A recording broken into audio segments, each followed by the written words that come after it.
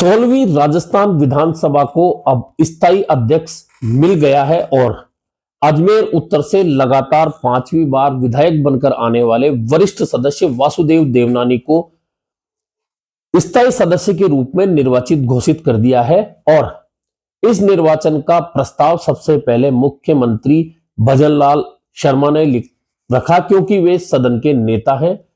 वहीं एक प्रस्ताव उप मुख्यमंत्री की ओर से, जो कि दिया कुमारी की ओर से रखा गया। वहीं प्रस्ताव का अनुमोदन सचिन पायलट की ओर से किया गया। हनुमान बेनीवाल की ओर से एक प्रस्ताव रखा गया, उसका अनुमोदन किया गया। राजकुमार रोत की ओर से अनुमोदन किया गया और सुभाष गर्ग की तरफ से अनुमोदन किया गया। कुल मिलाकर सर्वसम्मति के साथ में, जैसे कि राजस्थान विधानसभा की अब तक की परंपरा रही है कि राजस्थान में विधानसभा का अध्यक्ष सभी दल एक दूसरे का सम्मान करते हुए सर्वसम्मति के साथ में निर्वाचित करते हैं, और उसी परंपरा को निभाते हुए आज राजस्थान विधानसभा के स्थायी अध्यक्ष के रूप में वासुदेव देवनानी को निर्वाचित कर दिया गया।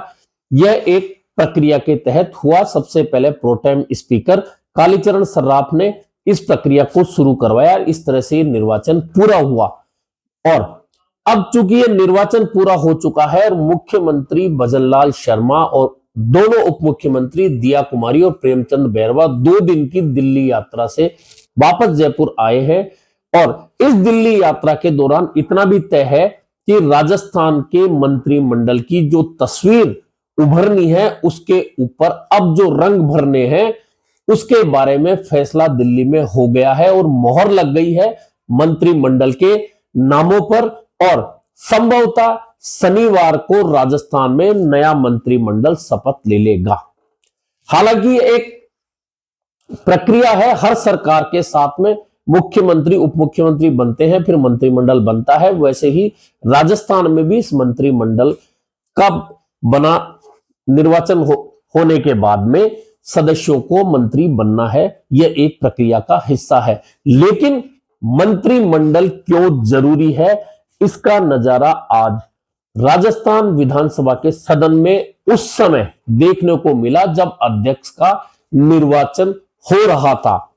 अध्यक्ष के निर्वाचन की बाकी सारी प्रक्रियाएं वैसी ही हुई जैसी कि होती हैं कि सदन के नेता प्रस्ताव रखते हैं, विपक्ष और निर्दलियों की ओर से उसका अनुमोदन किया जाता है। उसी परंपरा को निभाया गया।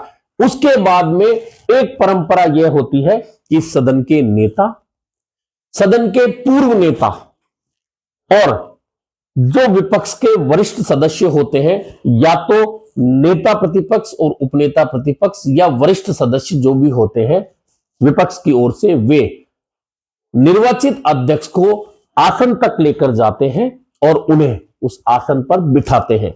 लेकिन मंत्रिमंडल का नहीं होना और सदन में फ्लोर मैनेजमेंट, जो कि मैंने कल भी बात की थी, फ्लोर मैनेजमेंट नहीं होना यहां नजर आया सत्ता पक्ष का।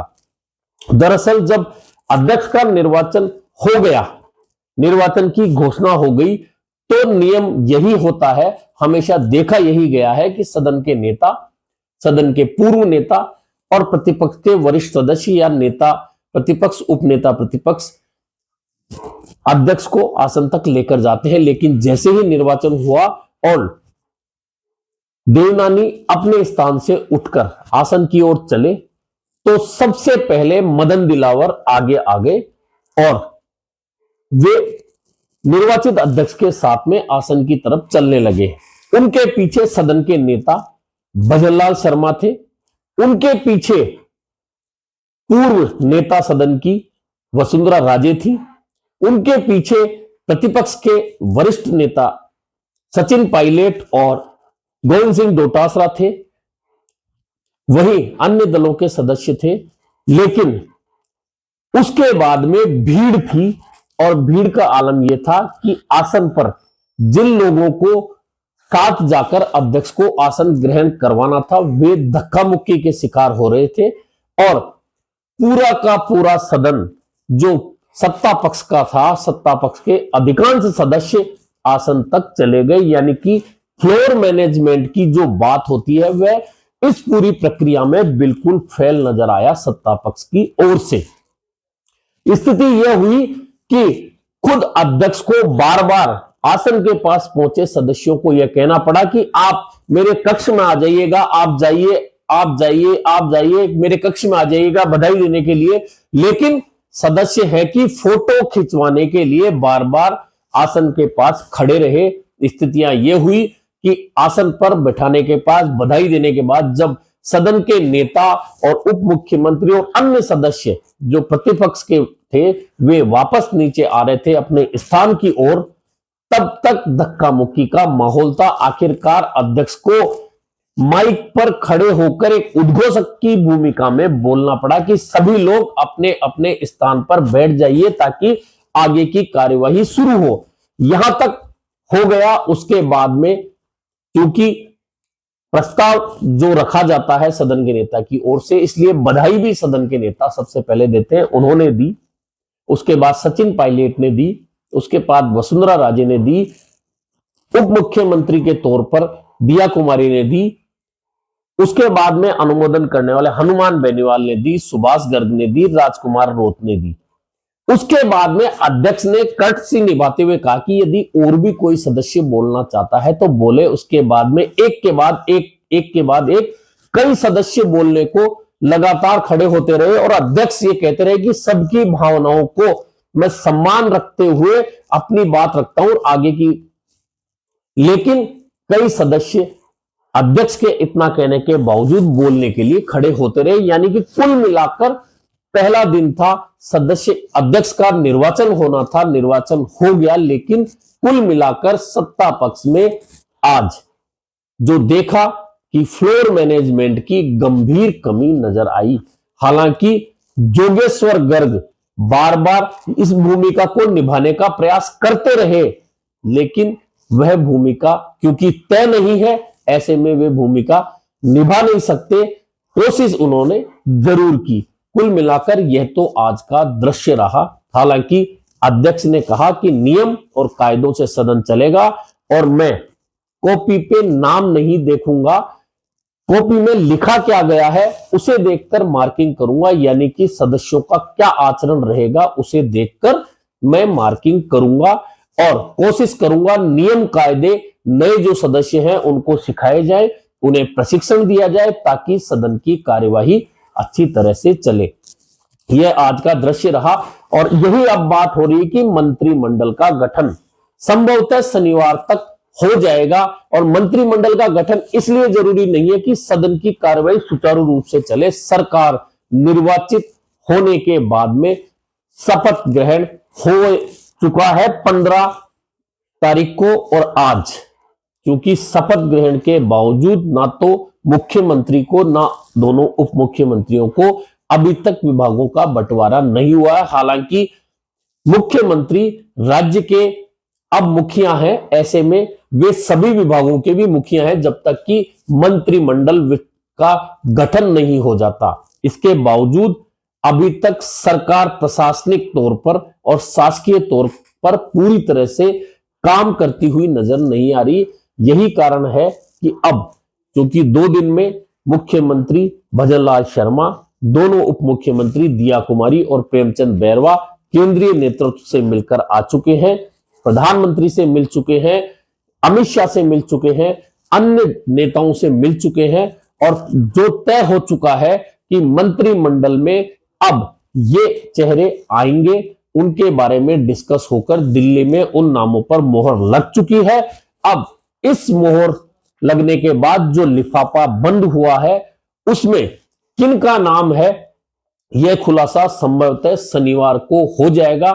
इसका कारण शनिवार का कारण यह है कि अभी 2 दिन का विधानसभा का संक्षिप्त सत्र चला है, उसके बाद में राष्ट्रपति का राजस्थान का दौरा है और उसके अगले दिन राज्यपाल जयपुर में होंगे। संभवतः उस दिन समय मांगकर मुख्यमंत्री मंत्रिमंडल का विस्तार कर देंगे और मंत्रिमंडल का विस्तार करने के बाद राजस्थान में सरकार अपने पूरे रूप में आ जाएगी। हालांकि यह तय है कि इस मंत्रिमंडल में फिलहाल मुख्यमंत्री और 2 उप मुख्यमंत्रियों के अलावा 15 या 16 नाम और होंगे, जिनमें 9 या 10 कैबिनेट मंत्री होंगे और 5 या 6 राज्य मंत्री होंगे और संभावना यही है कि वरिष्ठ नेताओं में से 4 या 5 का ही नंबर आने वाला है। इसके अलावा अधिकांश नए चेहरे मंत्रिमंडल में नजर आने वाले हैं। हालांकि यह अभी कयास है, नामों को लेकर भी कयास है, लेकिन इतना तय है कि वरिष्ठ जो नाम है उनमें डॉक्टर किरोड़ीलाल मीणा का नाम संभावित है, बाबा बालकनाथ का नाम संभावित है, मदन दिलावर भी हो सकते हैं, पुष्पेंद्र सिंह राणावत का नाम हो सकता है, शत्रुघ्न गौतम का नाम हो सकता है, संदीप शर्मा का नाम हो सकता है, नए लोगों में डॉक्टर शैलेश का नाम हो सकता है, जवाहर सिंह बेढम का नाम हो सकता है, महिलाओं में अनीता बघेल का नाम हो सकता है। लेकिन चूंकि वासुदेव देवनानी भी अजमेर शहर से ही आते हैं, ऐसे में इसकी संभावना कम है। ऐसे में एससी चेहरे के रूप में डॉक्टर विश्वनाथ का नाम भी हो सकता है। वहीं विश्नोइयों में सीनियर के तौर पर पब्बाराम विश्नोई का नाम हो सकता है। नए लोगों में बीकानेर डिवीजन से अंशुमान सिंह भाटी का नाम हो सकता है। यह संभावनाएं जताई जा रही है। वहीं अन्य संभागों की बात करें तो चूंकि जयपुर और अजमेर से अभी ज्यादा संभावनाएं नहीं है, वहीं मारवाड़ से इस बार भाजपा को अच्छी जीत मिली है। ऐसे में संभावना है कि मारवाड़ से विश्नोई के अलावा किसी जाट चेहरे की बात आई तो फिर किसी जाट चेहरे में, चूंकि अजय सिंह किलक पहले भी मंत्री रह चुके हैं, उनका नाम लिया जा रहा है। वहीं भैराराम सियोल भी दावेदार है इस मंत्रिमंडल में आने के लिए। वहीं अगर जोधपुर से किसी राजपूत को नहीं लिया जाता तो फिर छोटू सिंह भाटी जैसलमेर से उनका नाम लिया जा रहा है, संभावित बताया जा रहा है।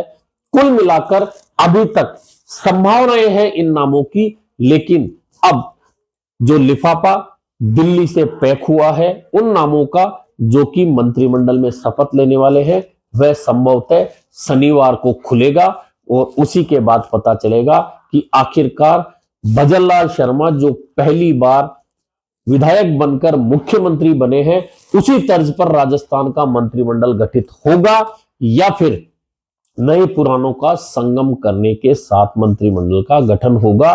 कुल मिलाकर यह तय है कि मंत्रिमंडल का जो चेहरा होगा वह लोकसभा चुनाव की तैयारियों को देखते हुए तय किया हुआ चेहरा होगा। इसमें कोई अतिशयोक्ति नहीं है।